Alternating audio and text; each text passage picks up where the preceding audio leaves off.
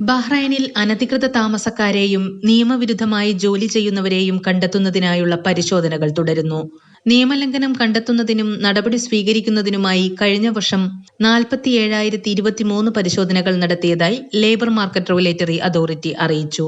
മുൻ വർഷങ്ങളേക്കാൾ 72.17% പരിശോധനകൾ നടത്താൻ കഴിഞ്ഞ വർഷം സാധിച്ചു.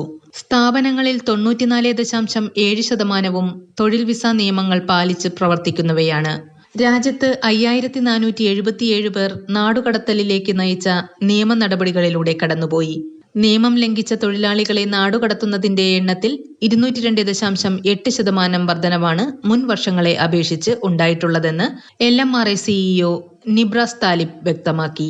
നിയമങ്ങളുടെ പാലനം, ഉൽപാദനക്ഷമത, സാമ്പത്തിക വികസനം എന്നിവ ഉറപ്പാക്കുന്നതിനാണ് പരിശോധനകൾ ഊന്നൽ നൽകിയത്. നിയമലംഘകരായ തൊഴിലാളികൾക്കെതിരെ നടപടി സ്വീകരിക്കുന്നതിനായി ബന്ധപ്പെട്ട വകുപ്പുകൾക്ക് കൈമാറുകയും ചെയ്തു. Mathrubhumi news, Bahrain.